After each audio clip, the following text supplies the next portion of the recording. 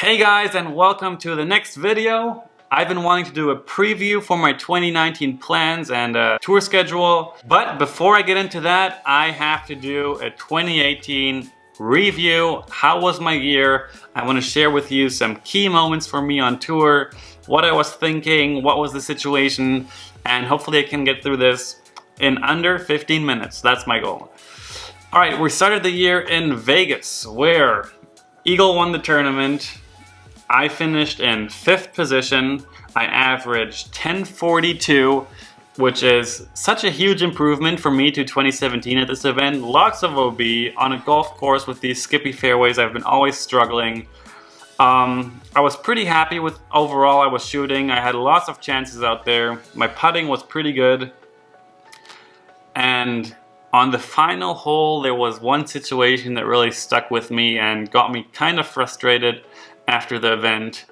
Right here, you can see the situation. I'm at 29 under par. On the UDisc app, we can always check where the scores are at. We were obviously the last card, and 30 under was tied for 3rd. So it was Nico and Drew, I think, or Ricky. Tied for 3rd at 30 under, so I knew if I birdie this hole, I'm going to be tied for 3rd. If I eagle it, I'm going to be solo 3rd, and anything else I didn't really care about. So, game plan, crush the drive, give yourself a chance to eagle this hole. I threw this way harder than I normally would on this hole, and biting so much off. One of the best drives I've ever seen on this hole. It's way down there, probably a good 550 drive, leaving me like a 120 upshot. Right here, my upshot, I was like, come on Simon, make it a Lazat moment. You can do it. Solo 3rd is yours. And I gave it a run, and I absolutely did not give it a run. Never turned it over, threw it way too high, didn't give it a chance, leaving me a 25 footer to get tied for 3rd, which is a couple $100, which is not the end of the world, but it's still a couple $100. So I really wanted this, plus it's a podium spot, which gives you a speech, and it just feels way better to be 3rd than 5th. And to my absolute disappointment, I left it a couple inches short, which is not excusable. Eagle lays up to win this event. And I was just like, really thinking, was it such a bad decision to try and go for eagle for solo 3rd? Should I just have laid up for birdie and taken 3rd, tied for 3rd? I don't know, maybe it would have been smarter, but all in all, I was pretty happy with this event, which brings us to the 2018 Memorial. Obviously, I was able to win this tournament. It meant so much to me. I averaged 1066, possibly my highest average ever for a tournament. And I won this tournament in round 3. Everything was going my way. You can see the highlights here. I was barely in bounds on hole 2. I made a huge death putt on hole 1. Hole 3, we'll see another outside the circle putt. And these early putts are so key for your self-confidence, or confidence in general. Is just, it means everything to start the round with a good putt. It can change your entire day. I'm just showing you these clips so you can see how fortunate I was getting and how the momentum was on my side. Left it well short, threw kind of straight into the tree, rolls 30 feet down the hill, puts me 6 feet parked. This hole right here, I'm going to pause it for a sec. You can see Paul's disc is like a foot next to my disc. We had the exact same putt on hole 5. This was just such a key moment for me mentally that he stepped up, left it short, completely airballed it, and 5 seconds later I step up and just completely dead center it. That was for me one of the winning key moments pretty early in the tournament. Next hole, this is probably, no, actually there's one more, but this one is so lucky, it's unbelievable. Left it way too wide, it always rolls OB there. I hit the tire of the one parked car and it stays in bounds. It's not really excusable. Another quick outside the circle putt, but now this one is probably the luckiest shot I have ever thrown. Early release, it all funnels down kind of to the OB path on the left, and I bounce off the pine tree and it completely parks my shot. That's easily a 2-stroke swing. and another outside the circle putt on hole 16. Basically, that round was just, it was my day. There was nothing I could do about it or anyone could do about it. Quick jump to the final round. I was holding on to my lead. Eagle was pushing, Sexton was pushing, and this hole 12 I've been struggling with, but somehow in the final round I threw a disc I usually never throw, and I couldn't have thrown it any better than that. In that situation where anything could happen, that's one of the last holes where like a bogey is not out of the question at all. You can't really play it that safe, and just completely parked it. One of the prettiest fall-off lights that I've seen all year. Held on to my lead all the way to hole 18. I had the luxury of being able to lay up, and yeah, this moment for me was really cool, just to take a breath, and was like, finally, after finishing second and third and second 3 years in a row, this was a really cool moment, especially with Eagle, of course, winning the week before. Great times, great start to the season we had. It was very, very fun. Then we're gonna do a pretty big jump to the GBO, because in Waco, almost famously, I missed my tee time because I was stuck in a traffic jam and there was nothing I could do about it. That is actually the truth, even though it sounds crazy. Then I had to skip Jonesboro because my back was tweaking up a bit. Brings us to GBO, and GBO I finished 4th, which sounds really good. Didn't feel very good. I averaged 1053, which is also very good. And right here, this is round 2. It was only 3-round tournament, so I was 17 under. I was leading the tournament by 3 at this point. I was wearing the same outfit as Memorial round 3, so I was like, this is my outfit. I just get lucky wearing this. So that was kind of my game plan. I was working perfectly until I stepped up to hole 13. I don't know why this happened. The wind was pushing right to left. I was throwing a skippier disc than I would usually throw on this hole. And I just thought, keep it as wide as I possibly could to park it. I was not there to lay up. I'm gonna park this. I'm gonna keep charging.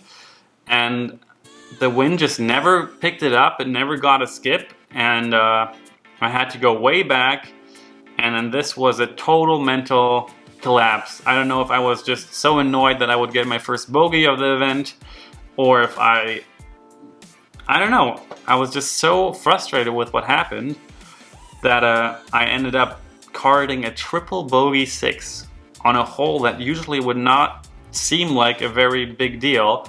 And then the hole right after that, this is probably 5 minutes after I took my 6, Eagle throws this huge sidearm skip in for Eagle. It's just such a momentum switch. I was leading by 3. 1 hole later, Eagle's leading by 2. It's just, this game is just so mental. Sometimes there's just nothing you can do. Things happen. And there has to be, I don't know.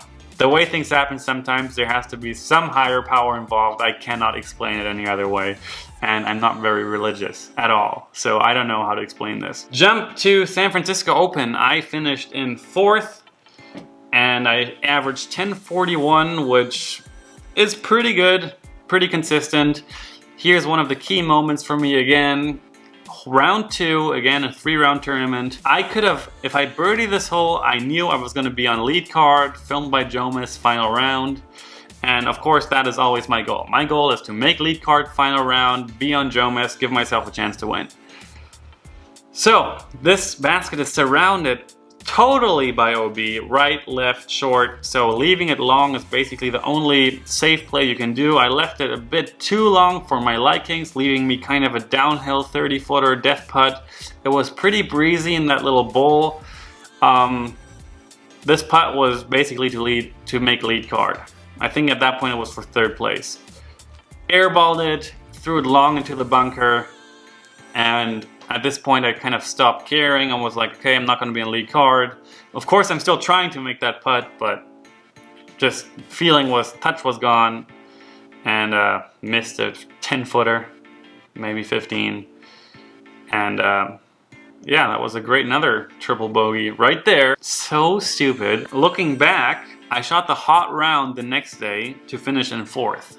I jumped like 4 spots, and if I would have just laid that putt up, take a par, I would have finished in second place. Easy. That's how things go. We are always smarter afterwards. Alright, jump to Battle of Seattle. Actually, this is not Battle of Seattle. Battle of Seattle, I won. I averaged 10.36 up there. Ricky, Paul, and Eagle were all not there, but there was good competition. Yuli was there, Germ was there, Kevin Jones, Austin Hannum, and a bunch of other guys. So that was a great confidence boost, bringing us to the next event, which was the Beaver State Fling. Beaver State Fling, I was leading after 3 rounds. And this course lays out for me. There's not much OB, not many things to do wrong. There's a couple of wooded holes here and there, but I was playing really well. And this shot right here, it's always the little kind of subtle things that happen that kind of knock my mind out of the game, and I don't know why. And that's something I really need to work on. But round 2, on this exact hole, I hit that center tree. And I was like, there's no chance I will hit that tree again. So I was just aiming for that tree because I was like, what are the chances of me doing that twice in a row? I threw the shot and squared it. Like, no questions asked, completely squared that. Super short hole. Again, a hole you don't really think about too much, that things can go wrong. Leave myself like a 30-footer, 35-footer. Rolls down the hill. I think I was leading by 2 at this point, and these small things just break my soul almost, and heart. I'm just like, why is this happening? I couldn't explain it. All the way jumped to the final hole. I was just struggling for the rest of the round after that. I totally lost my game, lost my cool. I never really lose my cool. I just lost my swag, if you know what I mean. And on the final hole, I had a putt. This was again a putt for 3rd place. And I think at this point it was for $700 extra. And left it short again. Finishing in 5th again. Very sad. And I was also, couldn't believe it. I was like, why? Like, oh, just so stupid. Okay, jump to Konopiste Open. One of my favorite events of all time. Huge course, great for distance throwers, almost no OB except for hole 1. And love that place. It's just gorgeous, absolutely gorgeous. And Eagle was, of course, completely dominating this event. I was playing very good golf. I was averaging 10.57 for the tournament, 4 rounds, which is for me extremely great. I was putting really well. Here's some highlights from the final round. Final round, I had the chance to shoot 18 under on this massive course. The weekend prior to this event, Paul Macbeth just shot the 18 under. So this would have been so cool. I eagled hole 11. I only had 2 pars before that. I had a great chance on hole 16 to get another eagle, which I sadly missed. But this was my putt for 17 under on hole 18. 2nd place was secured. There was no way I was catching eagle. And it was for the course record, which would have been such a great moment for me. But left it just wide. I was happy I didn't leave it short, but still disappointed. Still shooting a tied course record, 16 under. Great tournament for me. And congrats to Eagle once again. He also won the Beaver State Fling. I was basically there for every tournament that he won, also on the late card. Konopiste, then we have the European Championships, which was my #1 goal for the season, is to win European Championships, get my title back from 2012, and I averaged 10.50 golf over 4 rounds. This is a jump to the final round. It was the only round that we filmed, and Seppa was catching up. I had a 6-stroke lead before the round. This is hole 11, and at this point my lead has shrunk to 3, I think, or 2. And Seppa was under the basket for bogey. So this putt was for birdie, death putt, downhill. Super clutch moment for me, and that really was the start of the end kind of this tournament. Totally giving me the momentum back. This was the hole after the par 5 that I eagled 3 out of 4 times, and no other player in the entire event even eagled it once. So I was playing this hole just so perfectly. It was completely my hole of the weekend. And this putt, I told myself, this is for the win. and I think I had a 5-stroke lead at this point. It was 5 holes to go, and it was over. Very great feeling. Jump to the last hole and tap in for the European Championships, which is a very big deal for disc golf in Europe. I mean, that's the biggest title we have. And all in all, it was a great event, great battle with Seppo. I was playing with 3 Finns, I think almost every round. And Väinö got 3rd. He is 18 or 19 years old, so he's just completely crushing the European scene as well right now. It's so funny to see how the average age is going down every year of the lead cards. Like, I'm the oldest person at 25 years old on a lot of the lead cards nowadays, which is pretty funny. Alright, this brings us to the MVP Open, which is such a special event for me because the first disc golf tournament ever where I play on something that feels like a home course for me. I mean, I haven't been living here for a long time, but at this point it was like 6 months, and Maple Hill was my main practice place, and I was really feeling comfortable there. I thought I had great chances. I ended up finishing in 5th again. I missed the lead card by 1. Final round, and that was always a bit frustrating, but I never really got it going. It was kind of like all my luck was used up at the European Championships. European Championships, things were just going my way. There was really nothing anyone could do, and it was another feeling I had at the Memorial. So it's just crazy how things work. Little highlight from the MVP Open. This is my final putt on the last hole of the tournament. Huge gallery. And also this was to beat Eagle by 1 stroke. So I was double happy. Boom! Like dead center, 70, 80 footer. All in all, I wasn't very excited about this whole tournament because I just wasn't playing great. But 5th place, top 5 is always good. And this is kind of the last highlight I had of the year. After that, we played Worlds, where I finished in 25th. I averaged 1031. Again, it just felt like my luck was used up and just nothing was going my way. Then there's nothing you can do about it. Then I played in Canada, finished 4th there, which was not good considering the field.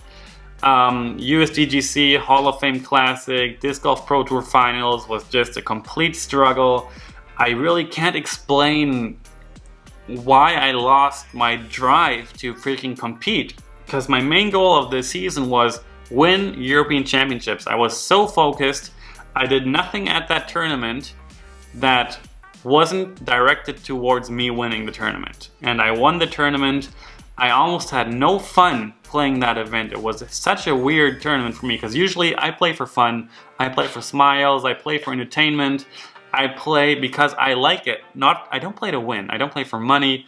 I do it because I love it. And European Championships was so different, and I was just questioning myself, is this what you want to be? Do you want to just work? Do you want to just play the sport like it's your job and you have to get it done and you want to win? Is that what you are? And I've been thinking about that a lot. It's hard to answer that question, and I just want to play well and have fun. European Championship, I kind of lost my goals because I achieved my goals, and this is such a wake-up call for anyone really that wants to be successful, is set your goals high so you don't always achieve them, because once you achieve your goal, I kind of like fell into a hole after that because I was like, I already did what I needed to. And I also find that a lot, that my goal when playing a tournament is make lead card final round. Make it on JOMEZ, make it on Central Coast, make it on Spin TV. And I was like, okay, I made it, and then the winning drive kind of goes away and I like fall off. And I've noticed that so many times that I already feel achieved before the tournament is over. And that's a weakness I'm really want to work on in 2019. I'm gonna come at you guys with a preview for 2019 next week. I hope this was fun to watch. These were the key moments for me for this entire year. And I hope you enjoy, and like and subscribe. See you next time.